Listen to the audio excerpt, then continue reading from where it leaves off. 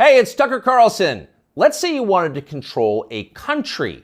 How would you start? Well, you'd want to make sure you had the complete obedience of everybody inside your borders who was authorized to use deadly force. You would start with the military and then federal law enforcement, then move your way down ultimately to agencies like the IRS. Controlling the guns would be a top priority for you if you ever wanted to go dictatorial, if you wanted to be baby doc. But let's say you had deeper ambitions. Let's say you wanted the power not simply to control people's behavior, but to control how they think, not just their bodies, but their minds, as a god would. In that case, you need to take charge of the society's taboos. A taboo is something that by popular consensus is not allowed. A taboo may not be illegal, but it doesn't need to be. Over time, social prohibitions are more powerful and more enduring than laws. Societies are defined by what they will not permit, as are famously religions. Muslims don't eat pork, neither do Orthodox Jews. Traditional Christians oppose extramarital sex. The Amish avoid electricity, and so on. American society isn't overtly religious, but it's governed by taboos, and it always has been. What's interesting is how fast our taboos are changing. This is not happening organically. What we're allowed to dislike is being dictated to us from above, sometimes by force. Until fairly recently, for example, it was taboo in this country to attack people on the basis of their race. That was the main lesson of the Second World War, we were told again and again. The one thing we learned from the Nazis is that it's dangerous to reduce human beings to their genetic code. There is no master race. That made sense, but apparently we no longer believe it. Punishing people based on their skin color is not only permitted in modern America, it is mandatory throughout business and government and higher education, as long as the victims are white. At one time, that would have been unimaginable. So with the current behavior of our politicians. As recently as the 1992 presidential campaign, adultery was considered disqualifying for anyone seeking higher office. Bill Clinton was very nearly derailed in the New Hampshire primary by his affair with Jennifer Flowers. Clinton went to elaborate lengths to lie about the relationship because he had no choice. But he was the last presidential candidate who had to meet this standard. By 2008, it was obvious to anybody who was paying attention that Barack Obama had a strange and highly creepy personal life. Yet nobody ever asked him about it. By that point, a leader's behavior within his own marriage, the core relationship of his life, had been declared irrelevant. It was Barack Obama's business, not yours. One by one, with increasing speed, our old taboos have been struck down. Those that remain have lost their moral force. Stealing, flaunting your wealth, striking women, smoking marijuana on the street, shameless public hypocrisy, taking other people's money for not working. All of these things used to be considered unacceptable in America, not anymore. So it probably shouldn't surprise us that the greatest taboo of all is teetering on the edge of acceptability: child molestation. A generation ago, talking to someone else's children about sex was widely considered grounds for a thrashing. Touching them sexually was effectively a death penalty offense. When Jeffrey Dahmer was bludgeoned to death in the bathroom of a Wisconsin prison in 1994, the Milwaukee district attorney had to caution the public not to turn Dahmer's killer into a folk hero. Jeffrey Dahmer had molested and murdered children. People felt justified in celebrating his death. 25 years later, that standard had changed dramatically in the state of Wisconsin, as in the rest of the country. In the summer of 2020, during the BLM riots in Kenosha, 17-year-old Kyle Rittenhouse defended his life from a convicted child molester called Joseph Rosenbaum. Rosenbaum was trying to kill Rittenhouse, so Rittenhouse shot him in self-defense.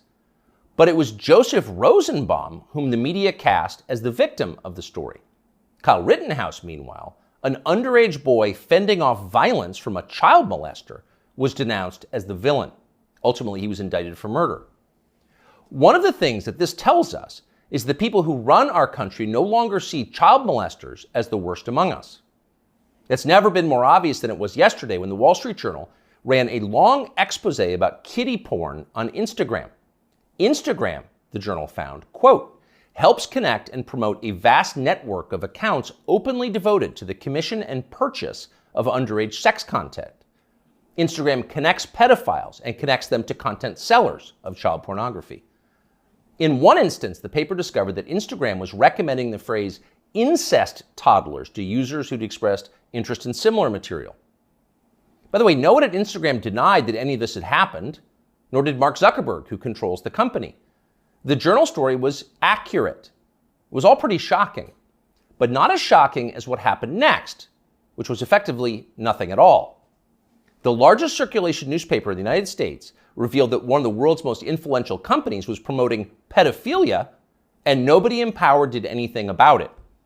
The Justice Department did not announce an investigation. Congress did not schedule hearings. The guy who runs Instagram, Adam Mosseri, still has his job. In fact, Mosseri's last tweet, which is pinned, is a video of himself bragging about how effective Instagram's algorithm is. Keep in mind as you watch this, it's real.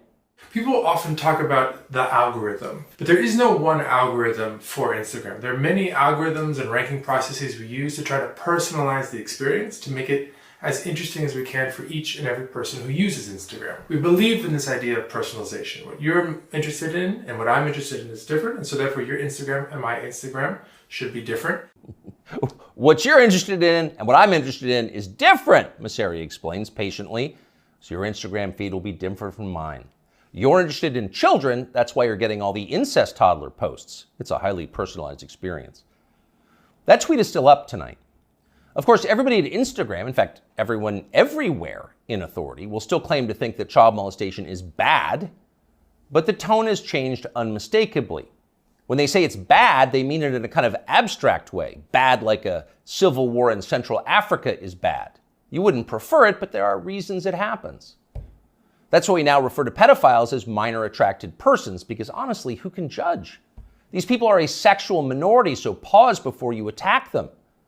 And in any case, it's not like pedophiles are barging into the Capitol building to sit in Nancy Pelosi's chair or asking uncomfortable questions about the last election. For miscreants like that, no punishment is too harsh. So far this month, the FBI's Washington field office has issued 11 press releases. 10 out of 11 have been about January 6th. Keep in mind that January 6th happened more than 2.5 years ago. Now you know why the feds were ignoring kid touchers on Instagram. They're too busy to respond. They've got much more important things to do, like finding white supremacists. White supremacists are America's new child molesters. We've got zero tolerance for white supremacists because no one threatens the life of this country more than they do.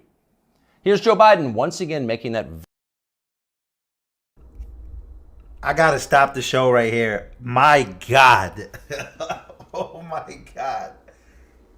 Oh my God. This new episode is crazy. I mean, oh man, my bad, guys. I had to stop it right here just to give a reaction. Welcome, ladies and gentlemen, if you're watching. This is Tucker Carlson's new episode from his Twitter show. Wow. So far, he is going berserk right now. Woo! Ladies and gentlemen, hit the like button. I hope that you guys are enjoying this. I'm pretty sure YouTube hasn't sent any notifications. I'm going to go back a little bit here just for the people coming in and for the people that are going to be watching this after, because he is going ham. He is exposing Instagram like they need to be exposed, respectfully. And, man, once again, Tucker Carlson, welcome back, man. Welcome back, Tucker. I've missed you, man. I've missed this Tucker right here, man. First episode was cool, but this one is the one. Wow. Holy macaroni. Child molestation is bad, but the tone has changed unmistakably. When they say it's bad, they mean it in a kind of abstract way. Bad like a civil war in Central Africa is bad. You wouldn't prefer it, but there are reasons it happens. That's why we now refer to pedophiles as minor attracted persons, because honestly, who can judge? These people are a sexual minority, so pause before you attack them. And in any case, it's not like pedophiles are barging into the Capitol building to sit in Nancy Pelosi's chair or asking uncomfortable questions about the last election. For miscreants like that, no punishment is too harsh. So far this month, the FBI's Washington field office has issued 11 press releases. 10 out of 11 have been about January 6th. Keep in mind that January 6th happened more than 2.5 years ago. Now you know why the feds were ignoring kid touchers on Instagram. They're too busy to respond. They've got much more important things to do, like finding white supremacists. White supremacists are America's new child molesters. We've got zero tolerance for white supremacists because no one threatens the life of this country more than they do. Here's Joe Biden once again making that very clear last month.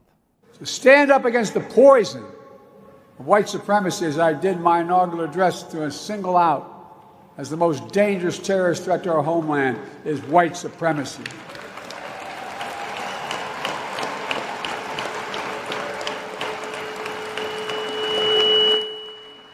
And I'm not saying this because I'm at a black HBCU. I say it wherever I go. Pardon the feedback, but you heard the point. White supremacy is the most dangerous threat to the American homeland. Joe Biden just told us that. It's more dangerous than the threat of nuclear war with Russia. It's more dangerous than the threat of the Mexican drug cartels, who've already killed hundreds of thousands of Americans and are now in control of swaths of our southwestern states. White supremacy is that bad, Joe Biden says. In fact, it's worse. But what is it? That's the question. Can anyone in authority actually define white supremacy?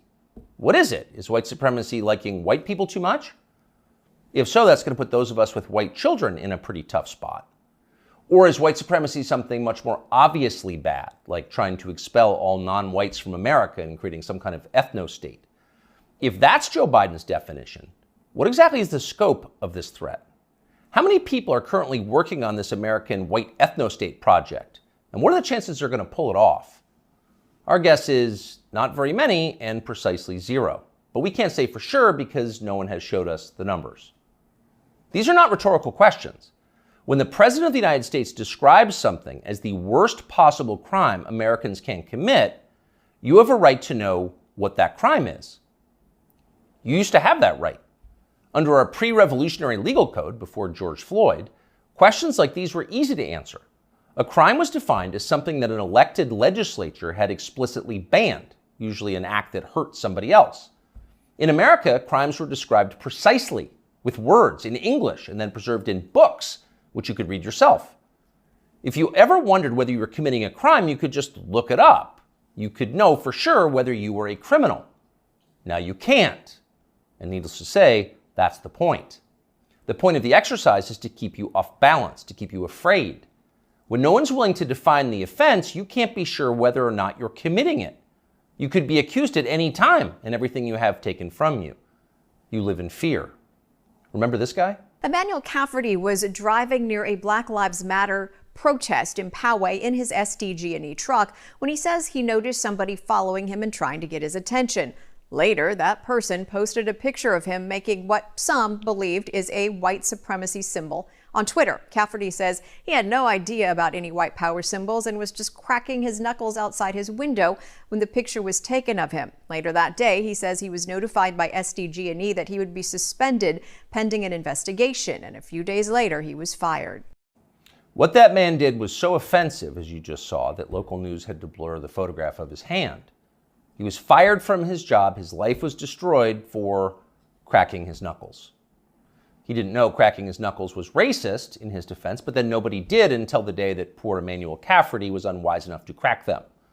When a crime has no definition, anyone can be guilty of it. It's hard to relax in a country like that. The old system was better. Government operated on the basis of laws, not amorphous moral terror. Politicians couldn't accuse you of something they couldn't define. The legal code was straightforward. Child molestation was a crime. Having unfashionable opinions was not. Outside of the public sphere, the population mostly governed itself, as it does in every society, and used taboos to do it. You knew what was allowed and what wasn't because the rules didn't change very often. The taboos were organic. They derived from collective experience and instinct, the two most reliable guides to life. They evolved for a reason. They still do. Our job at this point is to protect them, despite the hectoring, the nonstop hectoring from the people in charge. You know the outlines of right and wrong. You were born knowing them. So don't let them talk you out of what you can smell. Don't let them rationalize away your intuitive moral sense. Cling to your taboos like your life depends on them, because it does. Cherish and protect them like family heirlooms. That's exactly what they are.